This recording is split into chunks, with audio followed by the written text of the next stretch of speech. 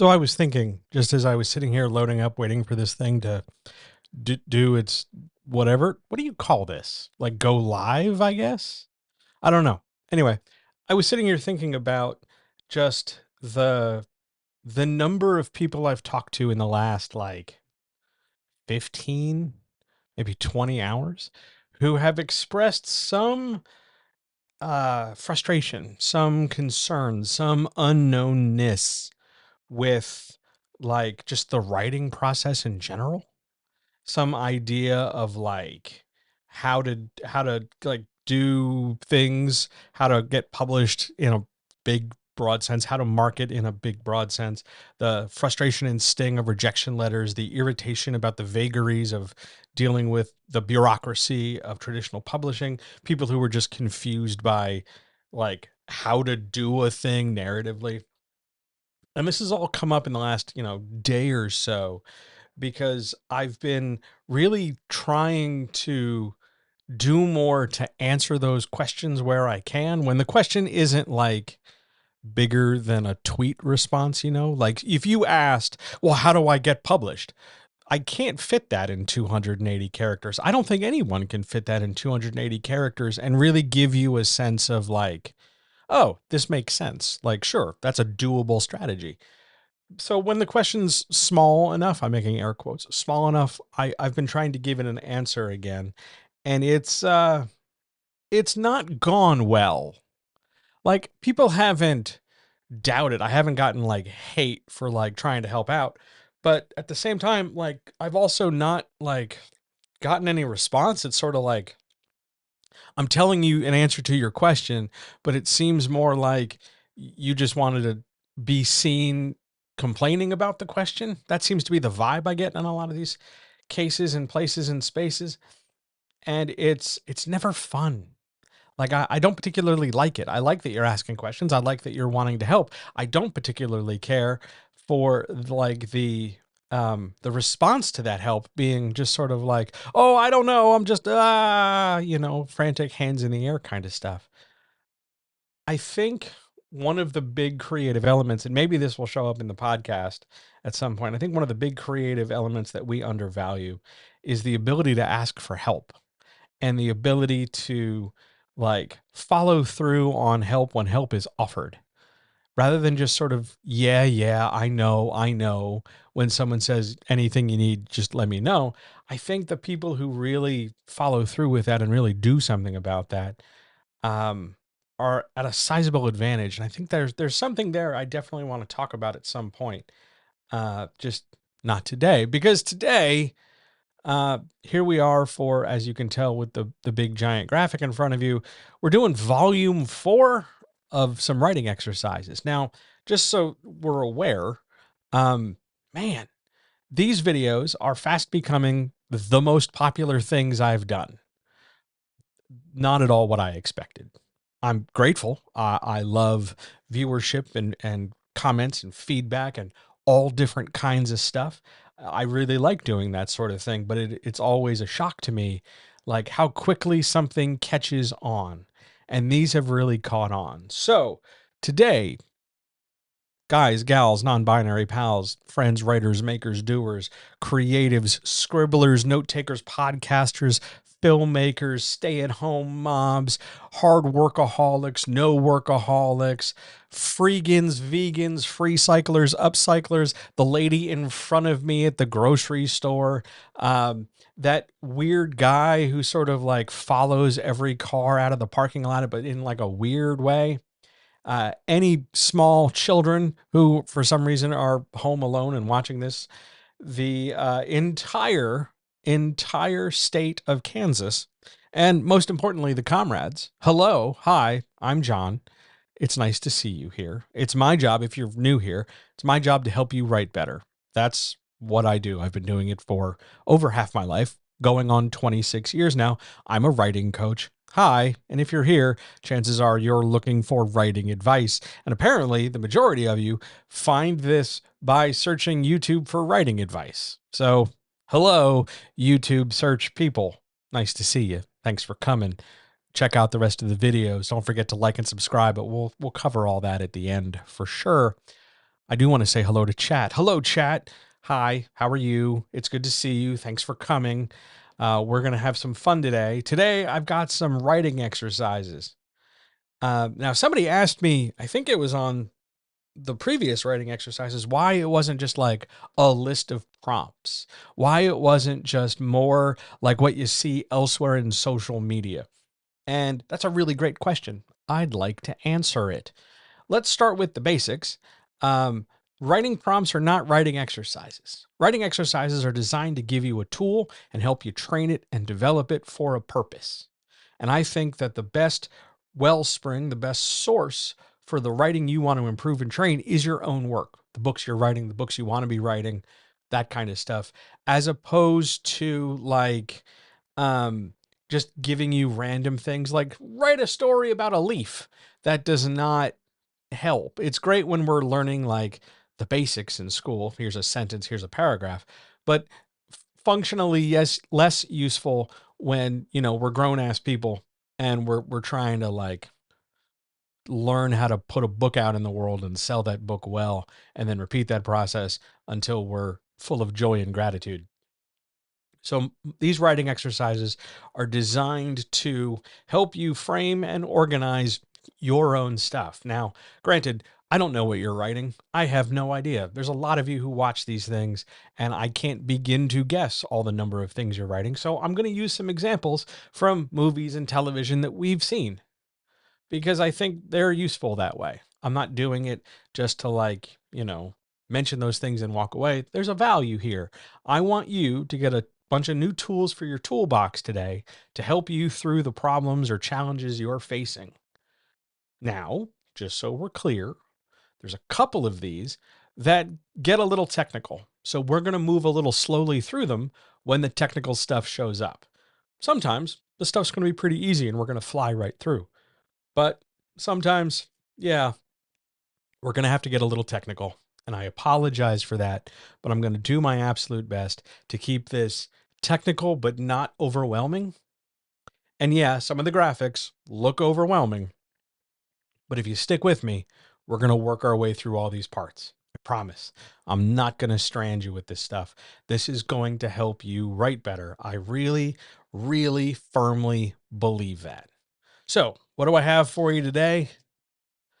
Obviously, there are more writing exercises to help you write better. That's always the goal with me, with everything I do, whether it's a stream, a podcast, a free half hour you can get on the website, johnhelpsyouwritebetter.com, the stuff every week on the Patreon, whatever it might be. I'm always here to help you write better. And today, some tools for the toolbox. We've got the character circle, the plot W. Neither of those have really made it out into streams. I think I've mentioned them for some clients, but by and large, I've never like gotten them all the way out. The theme M, which I know we've talked about before, but I have a graphic for you this time. The world star, which has not come out of my notebooks since like 2008. So I dusted that off and cleaned that up and really got that working. And just for giggles, just at the end of this, I'm going to give you the pitch builder, which is a really simple tool for figuring out how you can pitch your book. Let's say you're trying to grow your marketing or get some stuff done. And the pitch builder is a great way to do that. It's also a great way to kind of throw your hat in the ring for all those Twitter contests, of which I continue to not be a fan. But if you want to, do better than running around in a circle, I got the pitch builder for you at the end of all this as a nice treat, sort of like ice cream after a big long day. So let's get started with this. We're going to start with the character circle, which is, just so we're clear, a circle. And it's a circle in motion. It's designed to help you think about your character as a person who's moving towards a goal.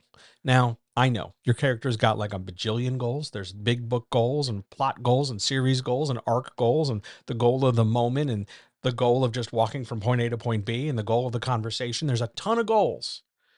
And we're only going to think about one of them at a time, but you can plug and play this format for all of them.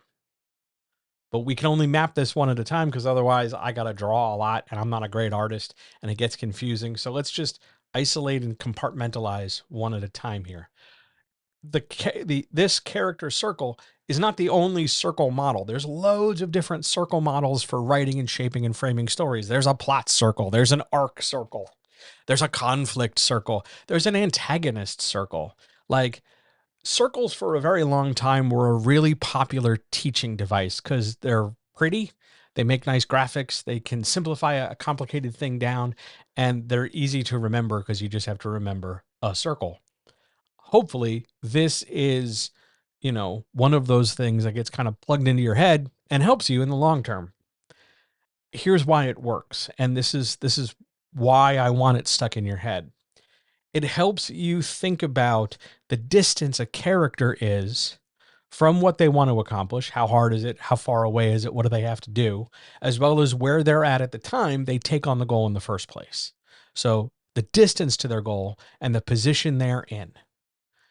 This also works best when the character hasn't really made a decision long term, but they're working on it. So let's say your character has like a big quest, like I'm a knight, I have to go ride across the countryside and fight the dragon. We know that's their goal, but the specific methods they choose or how they choose, do they bring their friends? All those, there's all these decisions between where they're at and their big goal.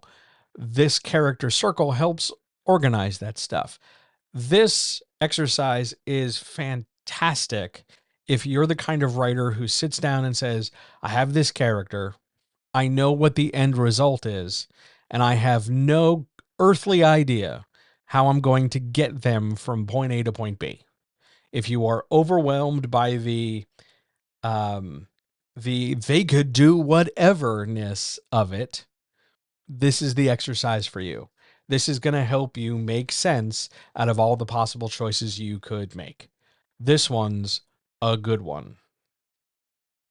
So what does it look like? Ready? Here we go. It's a circle.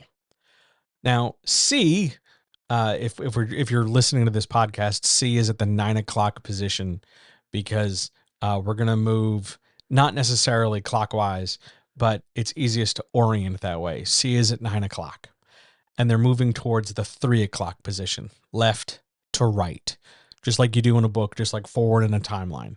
Your character has a goal, C and G. They're going to take some kind of action or a number of actions or a number of steps in a single action. And by that, I mean, I'm going to drive to the store and go grocery shopping. That's a single action. We could break that down into, I'm going to open the car door. I'm going to get in the car. I'm going to turn the car on. I'm going to, we could break it down as much as you want. Or the same way with, I could make dinner, and that turns into open the fridge, get the vegetables out, take a knife, cut, all those pieces. You can break it into big parts or small parts, but overall, we're thinking about a character and some amount of action they're going to take for their goal. Now, there are forces that push and pull on our character related to this goal, because it's not just, a goal. It's not just, oh, I got to go do a thing. Because remember, characters aren't, they're not, what's the word I want to use? They're imperfect. They're human. They just, go through emotions just like your reader does. So there are two factors that kind of move in and around your character taking actions. And we recognize those and represent those with an A or an O. The A is an advantage. An advantage for a character is any skill or opportunity or ability or superpower or magic or thingamajig or whatever. It's the thing they have, something, fill in the blank, that they have in this moment where using it gives them confidence to move towards their goal. You can have a ton of these things. There's no limit. I mean, there's a sensible number you could have, like, don't give them 45 or something, but there are advantages every character has, and the advantages ideally grant them some kind of confidence. Sometimes you see that represented as comfort, and when we talk about the next step, you see it represented as discomfort. I've never found that to be really accurate, because comfort and discomfort are too suggestive. So I tend to think of it in terms of confidence thanks to the advantages you have. And when you apply the character applying their advantages should give them kind of a mental, emotional headspace that we would summarize as, yeah, I can do this. Then they take that action and move to their goal. Here's the other side of the coin, though. So the character's got this goal, but they're also not sure they can do it. For whatever reason, they don't have the skill, they don't have the magic sword, they've never done something like this before. And it seems like the path between where they're at and their goal has a couple things they have to deal with first. We represent that with an O for an obstacle. And in the presence of obstacles, your character expresses fear and doubt. You basically summarize that side of the headspace as, can I do this? Question mark, shrug, some degree of worried face. Because in the presence of obstacles, doubt creeps in and it makes the action they have to do to get their goal seem harder. For instance, I have to go right across the countryside and fight this dragon. The obstacles would be everything from, I don't have a horse, so it's going to be really hard to ride across the countryside, to I'm just one guy and that's a huge dragon, or I don't have a sword, or I'm not really a knight, or what do I do, or I'm scared, anything like that. Any kind of, how do I say this? If an advantage is something that helps the character feel empowered, an obstacle is something that makes the character feel unable or unlikely to accomplish their goal. It's a thing in the way that they have to deal with. Now, when I say deal with, it might be, like I have to go punch that guy out and steal his horse so I can go fight right across the countryside and fight the dragon. The obstacle can be a person, it can be a thing, it can be, I have to pay the toll and cross the bridge. It could be whatever. It's just something in the way, some thing that the character expresses fear and doubt by its existence, complicating the progress towards the goal. The point of this circle is to basically think of it in terms of your character is moving in a straight line, character, action to goal, but it is kind of a wavy, pushed upon line because you have advantages and you have obstacles to impact how they reach that goal. And the cyclical nature of it comes in because a character takes action thanks to an advantage and accomplishes their goal, which moves them forward. Goal cycles on to the next goal, but maybe they run into an obstacle, so they affect their action, but then they discover an advantage, and it kind of just swirls all together, all these things blending and blurring and bouncing around because they can come in any order at any time. And you ultimately get your character to their goal after any number of advantages and obstacles and situations, no matter the scene, whether we are talking about the young kid who discovers the monster under the bed is real, whether we are talking about the knight and the dragon, whether we are talking about the supernatural being, going to earth and falling in love. Whatever it is, this set of things, characters, advantage, obstacles, and goals, works. It just plain works. But maybe we should throw out an example so you can see how this works. So here's an example. Dead Poet Society. It was on the other night. I grabbed some screen caps from it. So Ethan Hawke is our character. I'm just going to do them by their actor names so we can keep them straight. Ethan Hawke is our character. And this is the scene generally referred to as the yawp scene, where Robin Williams is trying to empower the kids to sort of see the value of poetry and art and believe in themselves and take a risk and be creative and kind of deviate from the private school uptight normness of things. So our goal is for Ethan Hawke's character to have this sort of big, profound, emotional moment of this great satori, this great realization that, oh, wow, I can really do this. I can really get it. I understand. However, that goal seems ages away for Ethan Hawke's character. He's completely unsure about it. So then we move to O.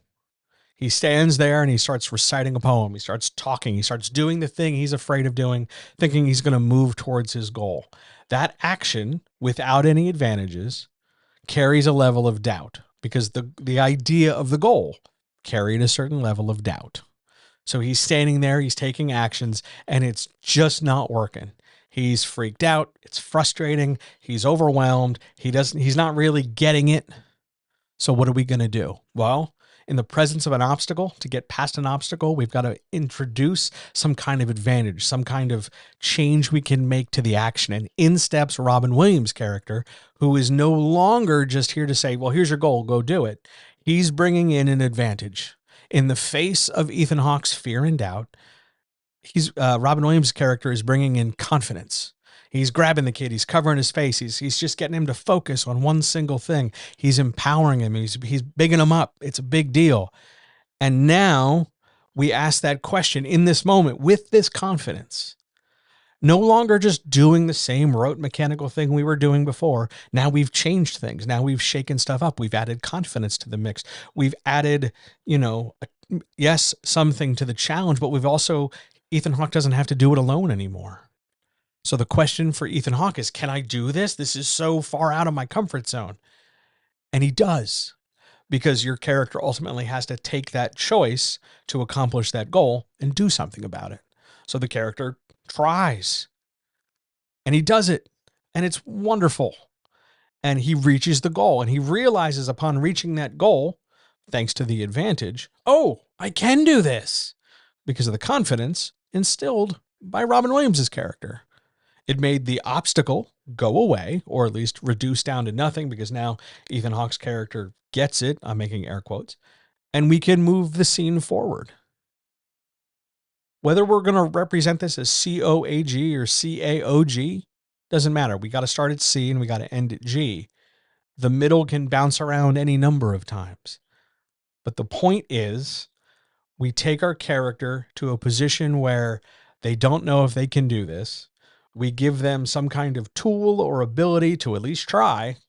And then ideally, hopefully, they discover they can do the thing. There are exceptions.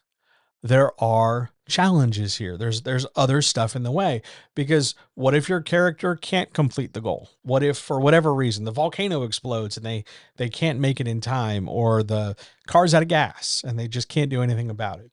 Well, they might not be able to accomplish the original goal. Car's out of gas, I can't escape the zombies that way.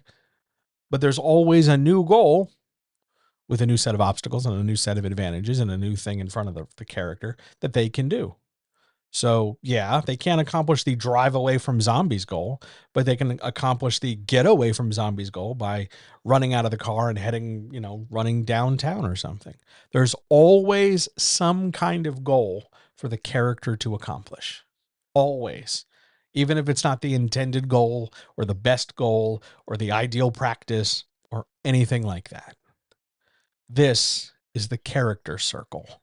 This gives you a chance to sort of think about your character on a scene by scene, action by action, goal by goal basis to figure out what forces, what stuff is pushing and pulling them forward through, in, and around everything.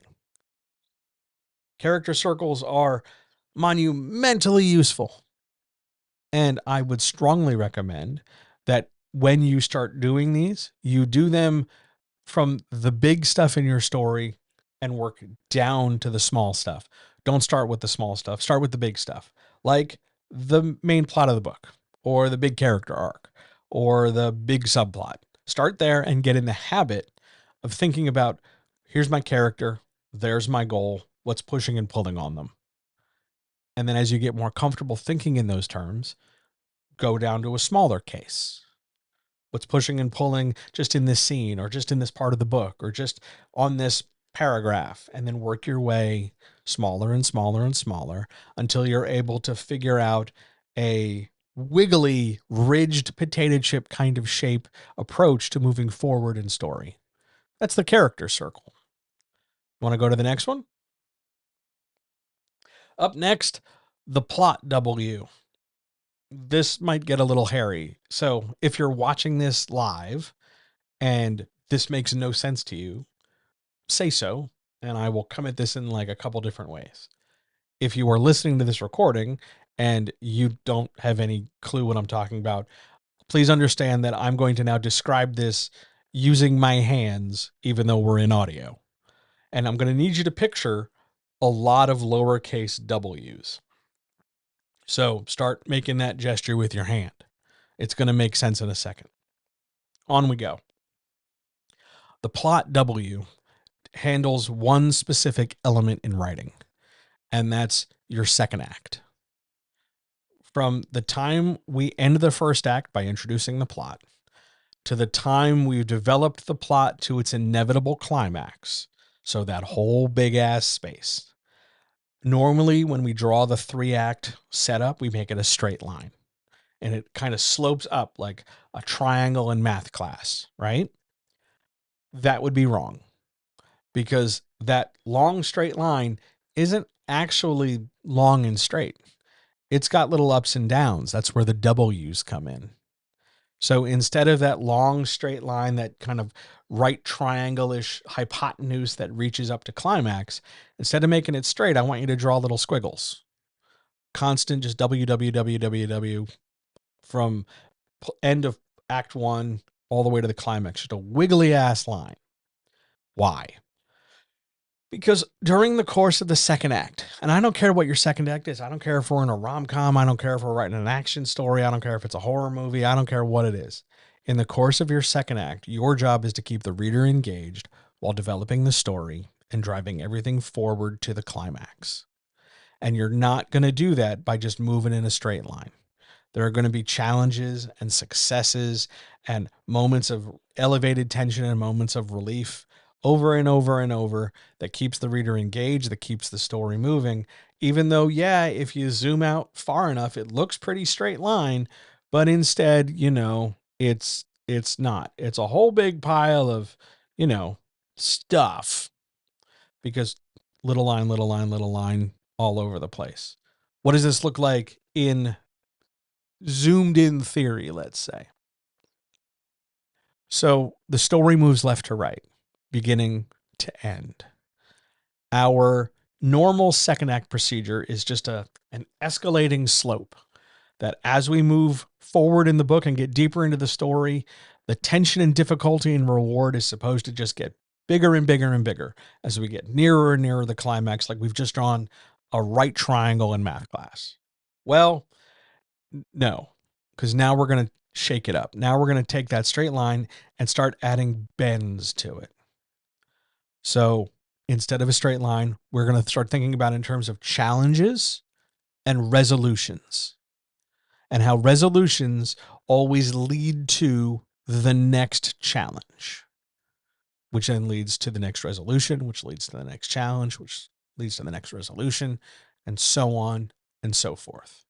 Challenge, resolution, challenge, resolution, in this sawtooth up and down little W pattern, over and over and over again.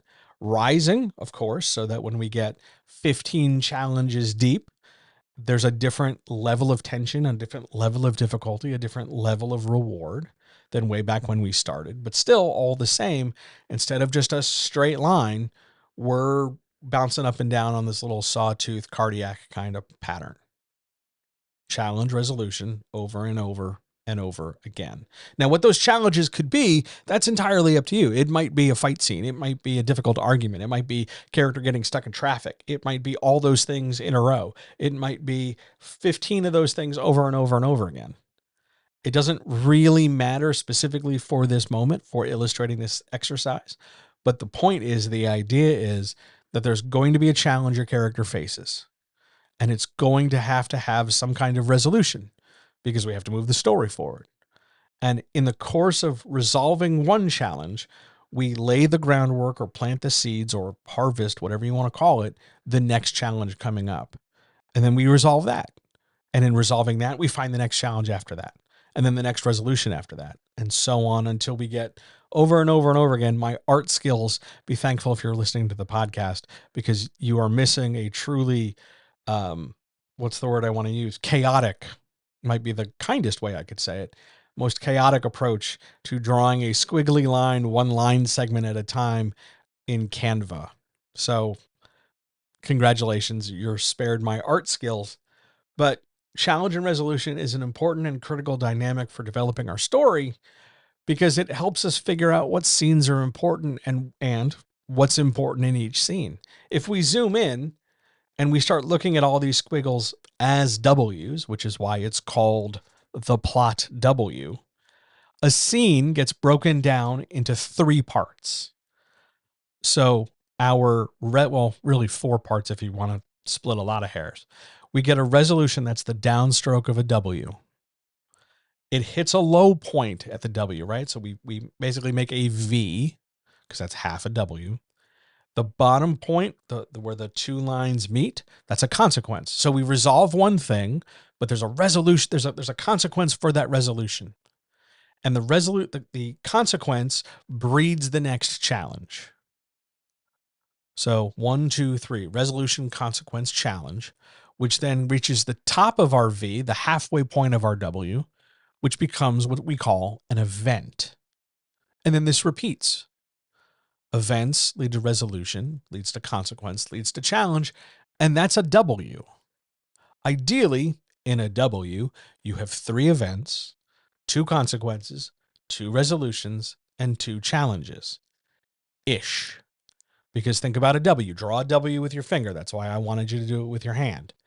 We go down, up, up. Resolution is down. Challenge is up. When we reach an up, we mark it with an event. So event, resolution, challenge, event, resolution, challenge, event. Down, up, up. And we're going to keep doing this over and over and over again throughout the entirety of the second act. One scene at a time, one thing at a time, one character, one POV, one whatever at a time. I know this sounds like a lot. I know this sounds really stupid. I know this sounds really abstract. Let's try and make this not abstract. So we're going to talk about one of my favorite cartoons ever.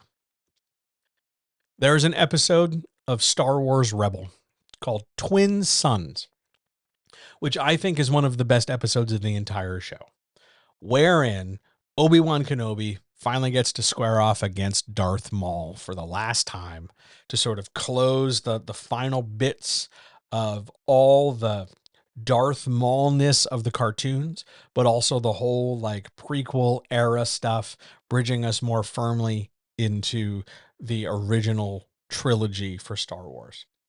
And the scene goes like this. Obi-Wan Kenobi is chilling out with the main character. He sends the main character of Star Wars Rebels on his way, and he is left sitting in front of the fire. He knows that Darth Maul is there. Darth Maul arrives. They exchange a few words. They draw some lightsabers. They square off.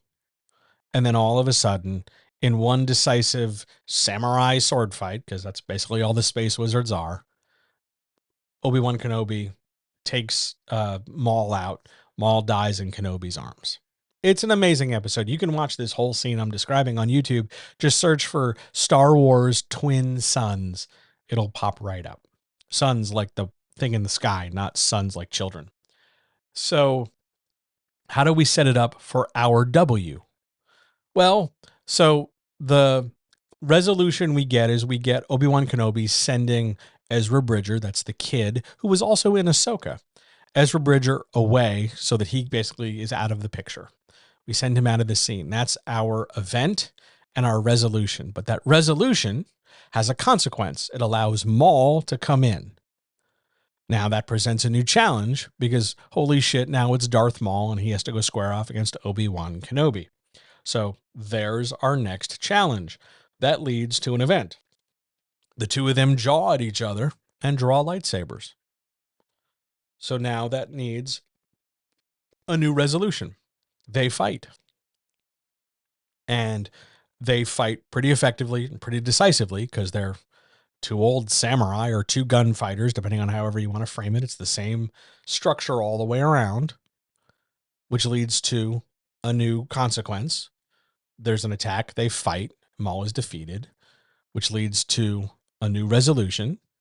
Maul dies, which leads to a new challenge. He has to accept death and then move on and be out of the story. That's the W. It allows us to create in a quick, I don't even know how long the scene is. It's a couple minutes, but it's not terribly long. A very effective build-up, development, and payoff of one particular challenge in one particular time. It's, yeah, it's a lot, but it works because it allows us to frame each section. You know how when we're talking through a scene, we often think, okay, this character is going to do or say this, then the other character is going to do or say that. It's like that. And then what happens? And then what happens? And then what happens? That's the W. It might not always be as rigid as a W, but that's basically the context we're looking for. Consequences drive out of resolutions into challenges, which require events and repeat.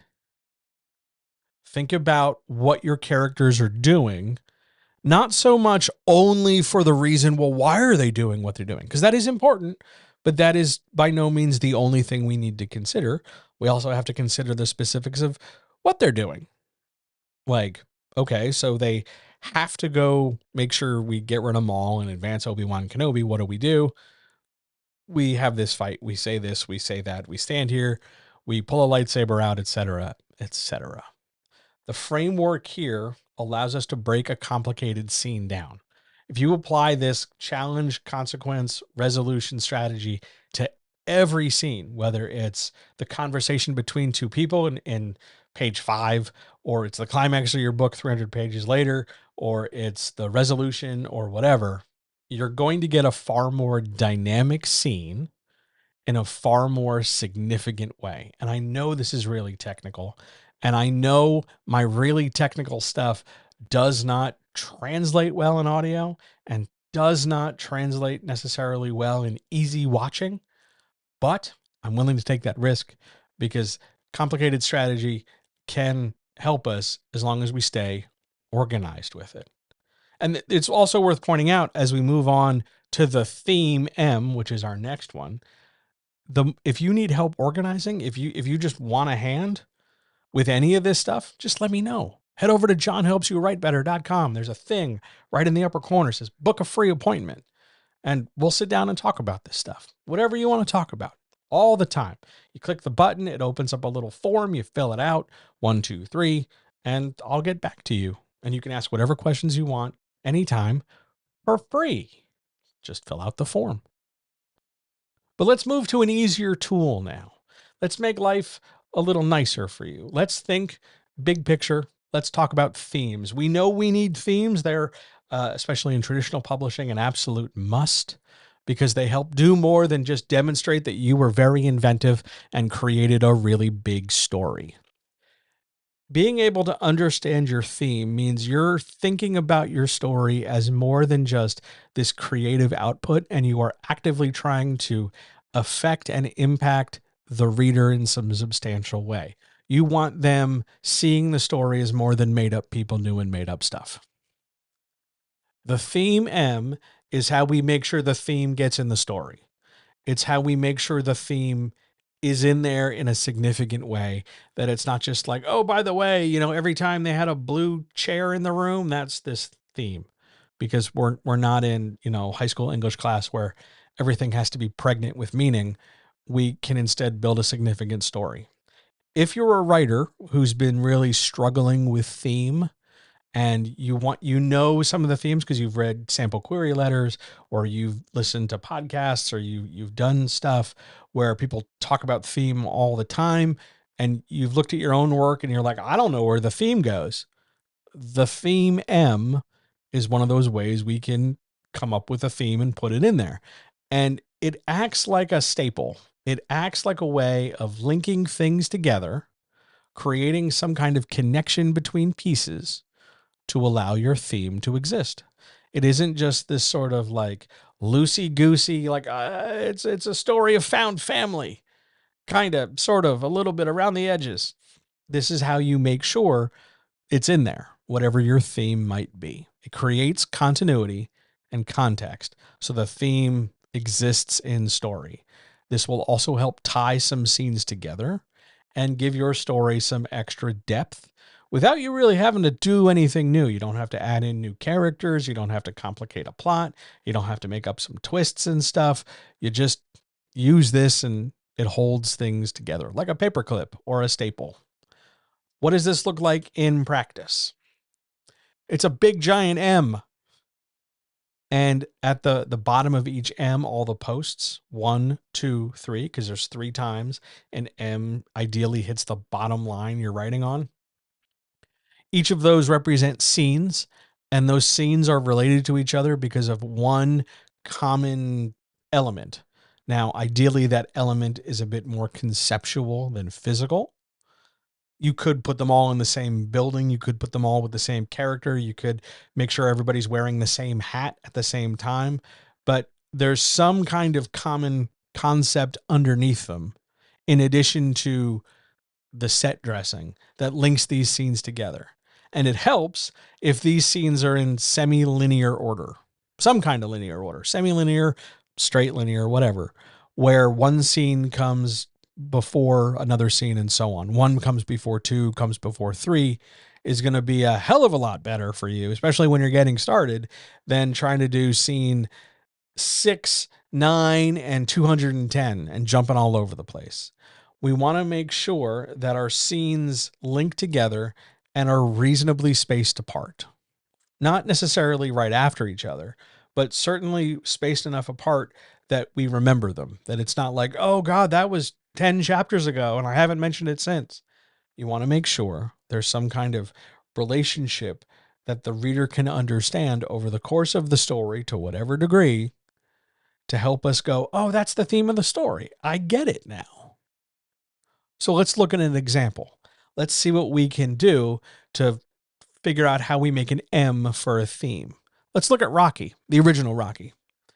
The original Rocky's got a theme about belief, believing in yourself, having other people believe in you, getting a chance, and doing your best. That's our theme in Rocky. It's not our only theme. It's just one of the big themes. So what does our M look like? Well, at the beginning of Rocky, when he's basically a leg breaker for the Philadelphia mob, he doesn't want to be that. He wants to be better. He wants to be more than that. He wants people to believe in him. And on some level, he wants to believe in himself. So he goes to the gym and asks to be trained, but he gets tossed out because you're a bum rock. So says Burgess Meredith. And he's not in the right space. He's not the right kind of guy. He's not the right kind of attitude. And he's got to change as a character by going to the pet store, essentially, to sort of grow into his role and take a chance fighting Apollo as the story progresses. Over time, through transformation of character, he gets that chance. He becomes the guy that Apollo's going to give a shot to.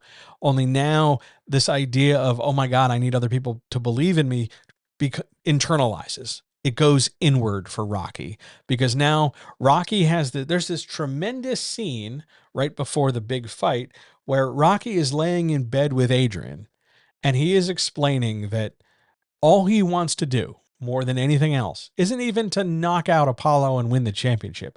It's just to go the distance. It's just to do the thing that nobody thinks he can do and to do the thing he's not sure he can do. Remember, we could also frame this like we did way back with the Dead Poet Society stuff with character to goal, with obstacles and advantages. Here's the self-doubt. Here's the question of, can I do this? Because the second part of our theme, M, is Rocky laying in bed in this tremendous moment of self-doubt where Rocky's not sure he can do it. He wants to do it. It's important to him to do it, but he's just not sure. So he doesn't know if he believes in himself, which leads us to the end of the movie, the climax of the story. Now, not all themes need to come into the climax, but it does really super duper help if they do. And in Rocky's case, it does because it's a sports underdog movie and that's just how these things go. But Rocky gets a chance to go the distance, to prove to himself and to the people around him that he is worth believing in, that he can be that guy, that he can go toe to toe with the champ. And just anybody can be a victor. Anybody can, given the right tools, given the right support, anybody can succeed. Rocky proves that to himself and everybody watching the fight. That's our theme. That's the transformation of Rocky according to that theme. And we highlight that, we illustrate that with a big giant M over the course of our story. 3 scenes at 3 different parts of the story: the first act, the late second act, and the climax, illustrating our theme in a linear, productive fashion. That's the theme M. We can do that for anything. You can do, it doesn't have to be 3. We could do this with 5. We could do this with 7. We could do this with 4. 3 is easiest because I can draw it on a screen, but you want to have these sort of individual scenes connected to form your thematic arc. To say, this is part of my arc, and this scene is my arc, and that scene's my arc, and they all come together, and that's how we get this point. You could do this over different books too, if you wanted to really stretch it out. But if you're getting started, if you're brand new at this, I would really, really recommend you keep it simple, because it would just really help you to keep it simple. Not that you're incapable of it, but if you're just getting started, let's not make things harder for you. Let's give you a chance to really do well. That's the theme M. Use it when you know you have this idea for a theme, but you're not sure how to put it in there. So that's what we do. On we go. Shall we keep moving? I'm going to grab one mouthful of whatever, and then we're going to do the world star, something I have never in my life taught. Ever. I know I've shown the diagram to somebody and they looked at it and were like, I don't get it. And then I immediately freaked out because I was nervous and never taught it. Now we're going to give it a try, but first, mouthful of water. All right. Here we go. The world star. Everything in your story, everything. I don't care what it is. I don't care if we're talking about characters and the world they're in, characters and their shoes, the goals between character to character, events, actions. Everything in your manuscript has some kind of relationship with anything else in your manuscript. Now, sometimes that relationship is just going to be boiled down to, well, they're in the same story together. Other times it's going to be more substantial. That's my brother. That's the love interest. That's the antagonist. That's the place where we work. They will have more concrete relationships that we can point to. But sometimes, they're just in there to be in there. The 2 kinds of relationships most common in story elements, or most common between story elements, are called natural relationships, because it just makes sense that those things have a relationship. They're there because they're there. Or manufactured relationships. They've been made. So a natural relationship would be siblings, or this is the elevator inside the office building. Elevators belong in office buildings. That's a pretty natural relationship. It makes sense that if you were in the office, you'd then have a scene in an elevator. A manufactured relationship is where things don't normally have a relationship, but the story has given them one because the story needs them to have one, like a love interest. Those 2 characters from the wrong side of the tracks would have nothing to do with each other normally, and probably wouldn't even interact with one another, but the story needs them to have some kind of relationship because it's Romeo and Juliet. So they've got a manufactured relationship. That doesn't mean artificial. It's not about real versus fake. It's just about the kind of way we've established the relationship. Is it there because it just makes sense? Or is it there because the story needs it in order to make sense? The world star creates depth, period. That's this big giant go-to. It takes a story that you might think is really shallow and really maybe even overly simplistic, and it gives it a huge level of depth because it allows you to draw relationships between things that maybe your reader doesn't consider. And then all of a sudden, bang, it'll just click for them. And a little light bulb will go off. One of those ding moments. And then the reader will go, oh, I never thought of it that way. Wow. And all of a sudden, your story, even though you just wrote your story and it's whatever, will seem to your reader like, oh, that's awesome. Wow, that's so cool. When all you did was just like write a sentence that made sense to you. The star adds depth, and the star creates a kind of symmetry between all the pieces. Everything connects. Not a whole lot is hanging, and it just ties things up together in a nice, neat, pretty, some kind of relationship to give our story some extra structure without making it more complicated. Because when I show you this structure, it's already pretty complicated. So imagine a star in a circle, a pentacle. Now, every time a line touches a part of the circle, there's some kind of relationship created. So we've got 5 points in a star, A, B, C, D, and E. And that creates a number of different relationships. The relationship between A and B, the relationship between D and E are all part of the star. But there's also the relationships that are just on the edge of the circle, the relationships from A to E or E to B as we move around the circle. So we've got relationships segmented in straight lines and in partial curves. These relationships are between elements. A, B, C, D, and E can be anything. Characters, they don't all have to be the same thing. A could be a character, B could be a location, C could be a mood, E could be a job. They could be anything, but they just have some kind of relationship to another thing on the circle in and around this star. And that relationship, whatever it is defined by tension between the two things, an expectation of something between the two things, or consequences because of the two things are, being near each other in the circle or across from the star or whatever. Tension, expectation, or consequences are kind of the forces that hold this shape together. And all these relationships between A and B and C and D and D and E and all that stuff, all those relationships lead to some kind of interaction. There's some kind of way these things come into play with each other. Maybe that's going to be a scene. Maybe that's just something that shows up here and there in a lot of little different scenes. Doesn't matter. What matters is that everything in this circle, everything on this star interacts in some way, shape, or form with each other. Now, what does this look like in practice? Because everything looks nice when it's nice, neat, and abstract, but let's make this real. Let's talk about Top Gun, the first one from the 80s, the one where everybody swears, it's just really a homoerotic volleyball movie punctuated by flying planes. We're going to talk about that movie.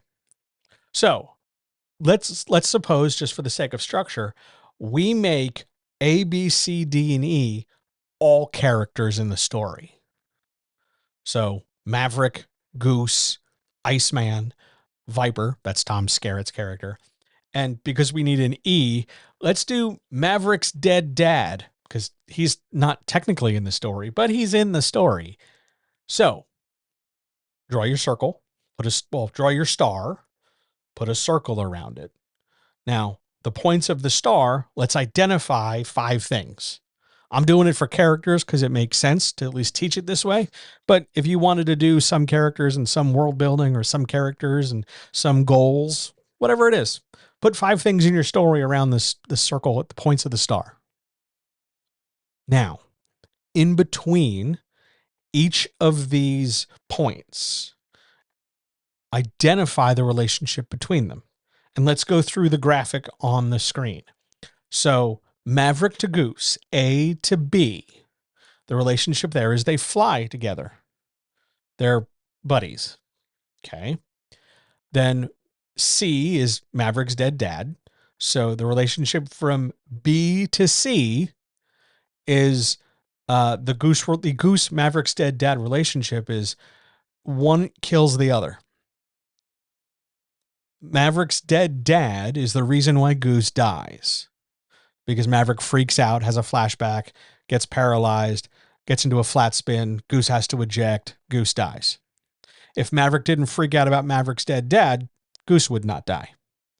But likewise, Goose's existence with Maverick while flying kills, I'm making air quotes, Maverick's dead dad. Maverick doesn't worry about his dead dad sometimes when he's flying with Goose. Sometimes they're just flying because they feel the need for speed. So Maverick's dead dad and Goose kill each other. That's that relationship.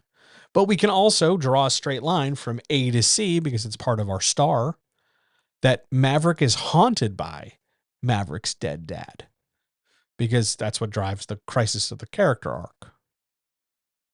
But let's move on. Maverick's dead. That's C. So let's go C to D. D is Viper, Tom Skerritt's character, the lead instructor of Top Gun. Maverick's dead dad and Viper were friends. Tom Skerritt says as much in the story. So that relationship of C to D, friends. But now we've got Viper, D, linking back to Goose and linking back to Maverick for the sake of the star. So Viper's relationship with Goose is one of tension. And we can often use tension as kind of a catch-all to describe any relationship we can't quite put our finger on yet. But Viper respects Goose for the sense of, you've got to be at least so good to get into Top Gun, but at the same time, he's not the best. And he doesn't behave, and he's kind of a prankster and a jokester. So there's a little bit of tension there in that relationship. Now, eventually Goose dies, but for at least part of the story, there's some tension between Viper and Goose.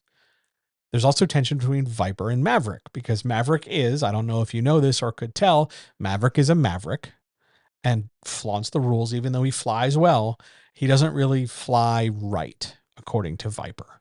So the Viper-Maverick relationship, that leg of the star, is also highlighted by tension, but it's a different kind of tension than the Viper-Goose tension, because Maverick's our main character and Goose is a supporting character. Let's go outside the circle again from D to E. We're going to make E Iceman, Val Kilmer's character. What's the relationship between Viper to Iceman? Well, one is an authority figure, Viper, and Iceman is his subordinate. And both Viper and Iceman are rules followers. They fly right. Now, later in the Top Gun sequel, Iceman is rewarded with huge promotions and success until he dies. So authority and rule followers characterize the relationship between Viper to Iceman. And Iceman's relationship back to Maverick, to close the circle, E to A, is that they start off as rivals and then become friends. But now we have to connect the rest of our star. So what is Iceman's relationship to Maverick's dead dad? Well, there's a kind of tension there, because Iceman provokes stress within Maverick to get him to deal with his dead dadness, or to bring that side out of him. So there's tension there, but there's also tension between Iceman and Goose and Iceman and Maverick in that kind of competitive spirit, but also in the, if you guys only took this more seriously, it would really be awesome. So we're looking at a couple different kinds of tension there as well. The whole point of this circle, the whole point of mapping these things out, and I know the more mathy, pedantic kind of view on this is that we could make this far more complicated.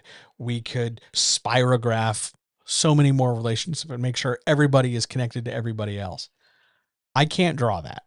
So that didn't happen here. But you could, if you wanted to sit down and really map the hell out, you absolutely could. However, I think just a simple 5-pointed star in a circle is going to do a lot to illustrate a lot of things.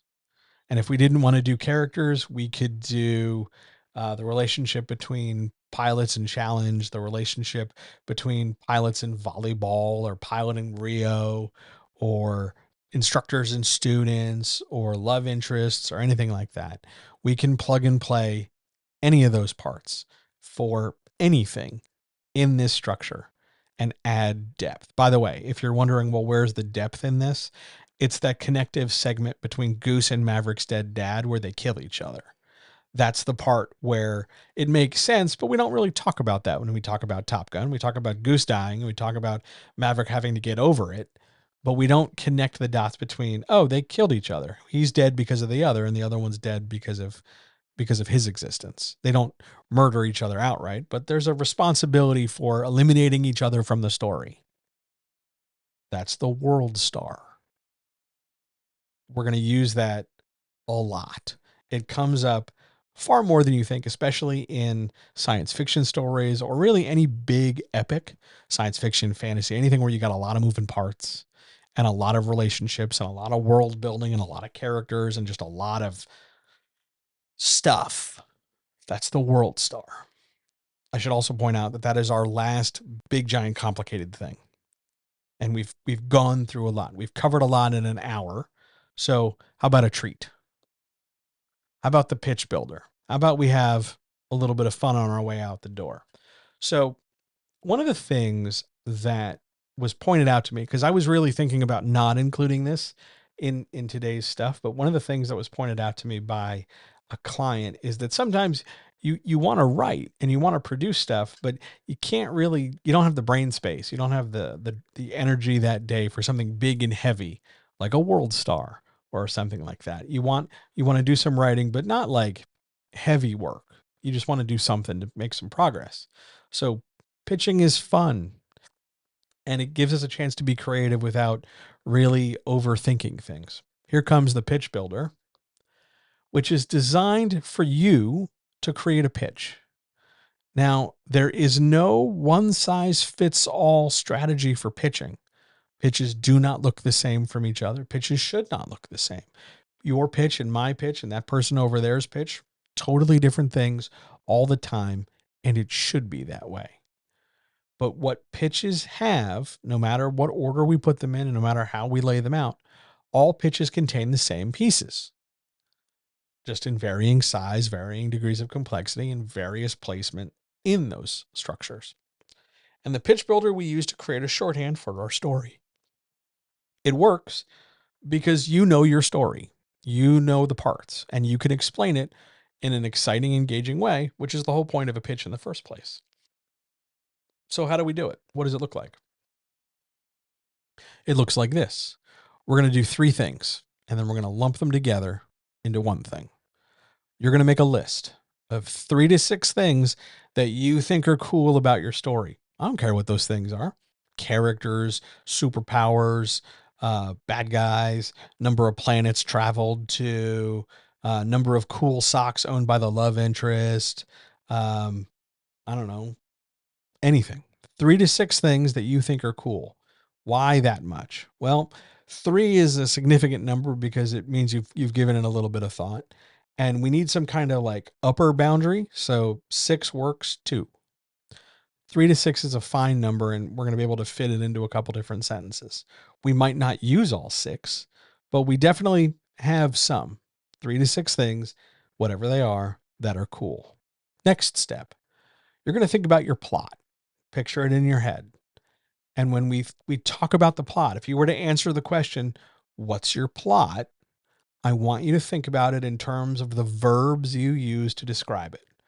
And don't settle for like the simple verbs of do and go and is, because while those are important, they're not very evocative. We want to think about it in terms of real big eye-catching verbs. Claim, destroy, explode, detonate, big impacty, attention grabbing verbs. Don't go diving for your thesaurus to find some abstract old timey word. Just think about the actions in your plot, the things that need to happen. And then third, we got to think about the stakes or the significant obstacles in the way, the challenges, the big problems the character faces on their way to do the thing. Because that's going to give our story some kind of opposition. That's going to give our story not just cool verbs and cool stuff, but kind of a little framework. Like, we're going to do these things in this cool way against this bad guy or because of this reason. We're going to take those things, your list of cool stuff, your really strong, cool verbs, and your stakes or obstacles, and we're going to package them up into 2 to 4 sentences that organize the information so that it sounds like it has a beginning, middle, and an end. Not necessarily the plot, but there are definite parts of the pitch. We see where it begins, we see what it adds to, and we see how it ends. Maybe we do this in 1 sentence. You don't have to. You can, but you don't have to. You just got to go 2 to 4. Write a little paragraph. That's just fine. And the order of those pieces, the cool things, the verbs, the stakes, we can put those in any order. Doesn't matter. I'm only listing them this way because that's how I wrote it down. But if you want to do the stakes first, go ahead. You want to do the verbs, first and foremost, delightful. You want to do the cool thing last? Sure. As long as you have these pieces, the order does not matter. Well, what does this look like in practice? What does this look like in action? Let's make a color-coded graphic for our visual friends, and then we'll describe it in audio for our podcast people. So let's do 3 to 6 things in light blue, summarize its verbs in yellow, and the significant stakes or obstacles in green. And we're going to lay out the plot of John Wick, the first one, because I was going to watch it after I do this stream when my work is done for the day. So if we take our 3 to 6 cool things and we arrange it by the verbs and we set up the stakes or obstacles, we get, I can do it in one sentence, but it doesn't need to be.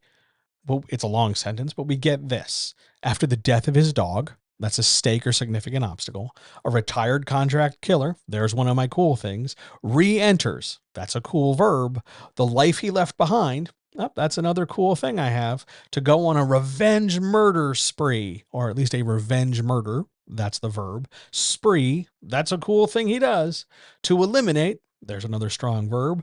Most of New York's Russian mob, that's a cool thing I have in the story, while avoiding, there's another cool verb, the forces arrayed against him. That would be the stakes or significant obstacle. Now, through sheer coincidence, when I was writing like 2 or 3 different versions of this, I bookended my stakes up front and my stakes at the bottom. You don't have to. You can. It's okay, but you don't have to. But as long as you got stakes in there, as long as you're using effective, evocative, incredible verbs, and you've got a handful of cool things in there, arranging them as such, and not just settling on the fastest approach or the simplest approach or the let's do this in the least engaging way on purpose approach, you can come up with a way of pitching your story in 1 to 2 to 3 to 4 sentences or whatever in a way that makes a reader go, oh, I'd read that. Because that's really what we're going for when we build a pitch. After the death of his dog, a retired contract killer re-enters the life he left behind to go on a revenge murder spree to eliminate most of New York's Russian mob while avoiding the forces arrayed against him. That makes John Wick sound cool. I'd go read John Wick or watch it as a movie, which I will later. But that's the pitch builder. Cool things plus verbs plus stakes. Can we get more technical than that? Sure. Do we need to? Not right this second.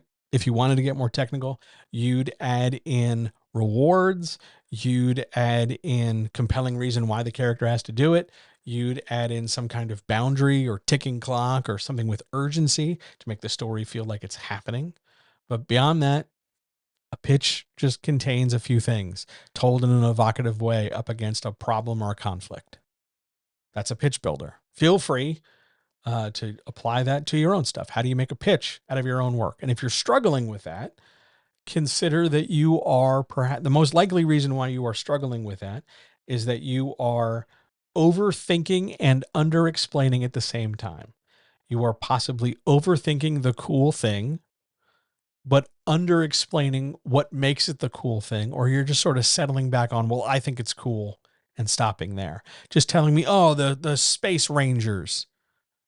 Okay, you know what you mean when you say that, but I don't. I have no idea. So tell me more, say more, develop the idea. It sounds like a cool set of words together, but how can we express that cool set of words in an interesting way? More than just the verbs, but in how we describe it. You just have to be willing to flex that rigid thinking sometimes.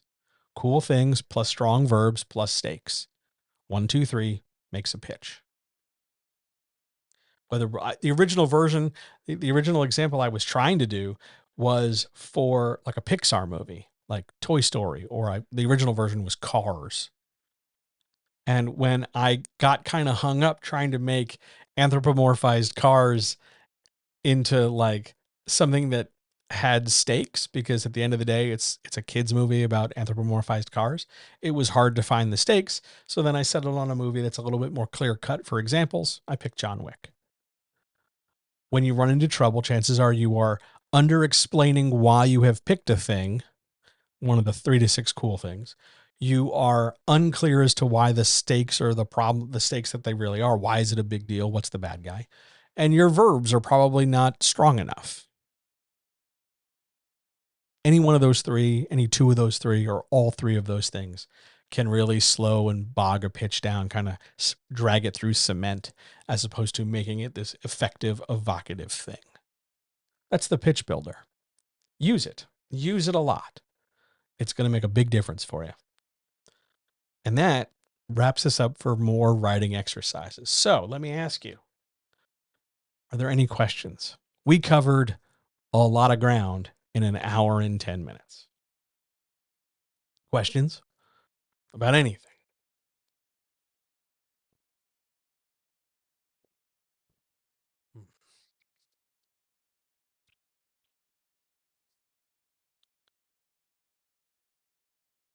Yes, no, it's okay if you don't have any. It's okay if you want to leave questions down in the comments below, or, find me online somewhere and ask them later. That's fine too.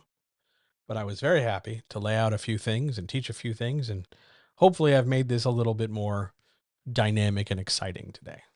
Who knows? We'll find out. Shall we get out of here? Yeah, let's get out of here. Why is it not doing the thing? Oh, there it is. I want to thank each and every single one of you for being here. Thanks for checking this out. I really appreciate it. Thank you for your time. I hope this made it interesting and exciting and added some new tools to your toolbox. I hope you practice them. I hope you enjoyed my terrible graphics, but I hope the explanations made a difference. Thank you so much for checking this out. If you like this and you want more and you're on YouTube already, hey, there's a ton of stuff on both the regular uploaded video tab, but also all the streams, all of them, are over in the live tab because I've been streaming here. So hundreds of hours, at least according to YouTube's analytics, hundreds of hours available. Check it out. Loads of all the Q&As and all the writers chats and all the lessons and all the everything. It's here. And please, it's free. Don't forget to like and subscribe. It takes 2 seconds. And it would mean a great deal to me. If you like this if you like this kind of advice and you want more of it, like every day, wherever you get your podcasts, go search for johnhelpsyouwritebetter.com. John Helps You Write Better. It'll pop up. They're also should be linked over on johnhelpsyouwritebetter.com, the website. But you can find me wherever you get your pods casted. And if you want individual personal help with anything, with your plot, with your characters, with your book, you want an editor, you want help with your query letter, you want to just ask a million questions, johnhelpsyouwritebetter.com. Click the button in the corner, book a free appointment. I'll be super happy to talk to you for as long as you like.